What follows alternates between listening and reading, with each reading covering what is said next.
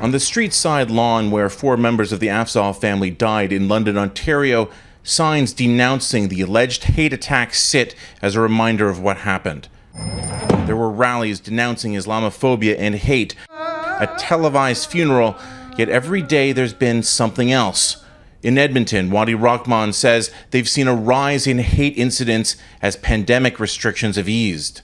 We're grieving that our identity keeps getting attacked, and that's the immediate needs that I think should be addressed. In advance of a national summit on Islamophobia this week, Muslim leaders are doing just that. The reality is that Canada has suffered more mass killings motivated by Islamophobia in the last 5 years than any other country in the G7. To that end, they've come up with 61 recommendations to address Islamophobia through all levels of government, which includes a federal review of the Human Rights Act and a study into how national security agencies have failed to deal with white supremacist groups, the creation of hate crime accountability units in every province, and pass strict municipal street harassment bylaws.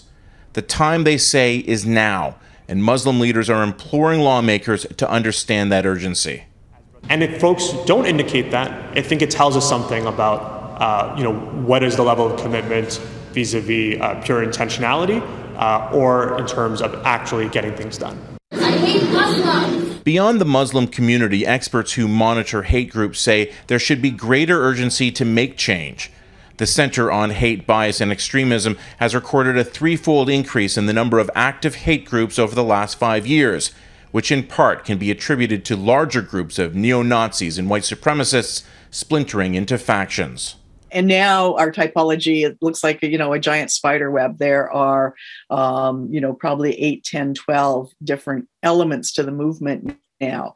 In the wake of the London tragedy, commitments were made by politicians across the country to once and for all address hate. Will those promises be kept? Mike Drolet, Global News, Toronto.